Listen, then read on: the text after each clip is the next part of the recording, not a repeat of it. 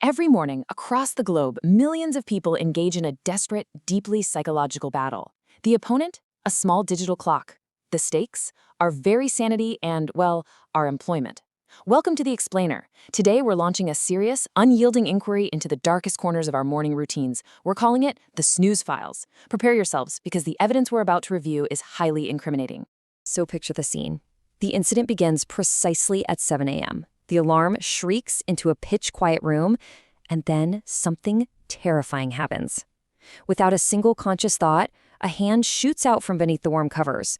It moves with the unconscious, practiced precision of a trauma surgeon, just zeroing in on a 2-inch piece of plastic and slamming that snooze button before the brain is even remotely awake enough to process what day it is. It raises a genuinely chilling question, doesn't it? Who truly controls our mornings? Because, the sheer absurdity of this phenomenon really can't be overstated. This violent, flailing reaction to silence the noise. It's going to happen 4 more times before anyone in this house even sees daylight. It is quite literally a masterclass in a physical skill that absolutely nobody ever taught them, and yet they've mastered it completely. Let's open our first piece of evidence. Case File 1, the 9-minute delusion. Here, we're investigating a deeply ingrained, almost pathological belief held by the subject. They harbor this profound delusion that hitting that button, triggering an average snooze cycle of exactly 9 minutes, is somehow granting them meaningful restorative rest. They genuinely believe they're gaming their own biology to extract just a little more energy. But the forensic data? It tells a very different, very grim story. 0. Sleep researchers have confirmed this critical data point, and I really want you to let it sink in.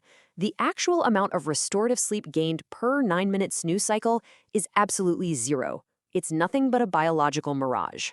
Instead of resting, investigators confirmed the subject simply re-enters a light, fractured, totally broken sleep state. It provides 0 physiological benefit whatsoever. And yet, upon finally dragging themselves upright after the 5th cycle, they'll often utter this exact delusional quote, "Okay, that one actually helped." Here's the thing. It didn't. It has literally never helped. The denial is absolute. Let's move to Case File 2, which we call the 5-alarm safety net.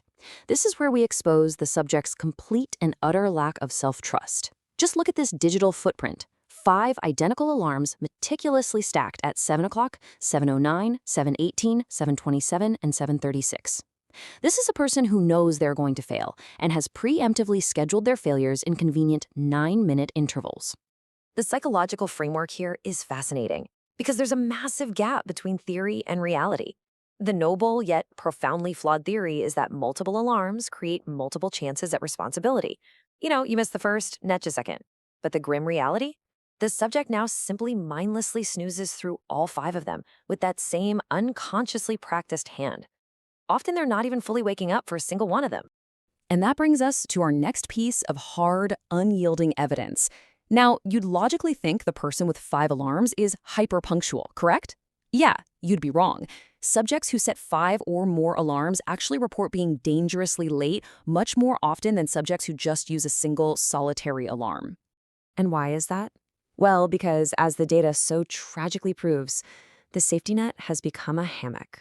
Oh yeah, the very mechanism designed to be an infallible morning failsafe has completely devolved into a cozy enabler of systemic morning laziness. They aren't catching themselves from falling asleep anymore. They're literally just rocking themselves gently in a cradle of delayed responsibilities, totally insulated from the consequences of time. Which leads us directly to our final piece of evidence, Case File 3, the sudden sprint. We arrive at the exact, terrifying moment the subject glances at the clock and realizes they're no longer just dawdling, they are now dangerously fireable offense late. And right then, a sudden, miraculous biological transformation occurs. Suddenly, it's pure blur motion chaos. The subject is bolting upright, throwing off the covers with the force of a hurricane, getting dressed with one hand. They somehow have a toothbrush foaming in their mouth while simultaneously hopping on one foot trying to tie their shoes. It's an incredible display of Olympic-level urgency, a perfectly synchronized, frantic dance of pure survival instinct required to execute all these complex tasks at the exact same time. The sheer hypocrisy of human biology reveals our most damning data point yet. When relaxed, the average time for this subject to get ready is a leisurely 45 minutes. But when panicking, 5.6 minutes. The exact same body that claimed it was physically unable to lift itself out of bed for 45 minutes just executed a flawless full morning routine in under 6 minutes flat. So the undeniable conclusion here, the one that makes a mockery of the whole process, is this. The extra 40 minutes were simply never used. They were never medically necessary. They were never practically necessary. Those 40 minutes were just a grand theatrical performance, completely exposing this entire morning routine as a total charade. As we close these files, we have to look in the mirror and ask this incredibly uncomfortable question. If the alarm clock was never actually the problem, does that mean we are? We have to face the hard scientific verdict that we ourselves, with our 9-minute delusions and our 5-alarm safety hammocks, are the true villains of our very own mornings. The technology works perfectly. It's the operator who's fundamentally flawed. And that brings us to the end of our investigation today. The snooze files are officially closed. But before you go, let me just leave you with this final thought.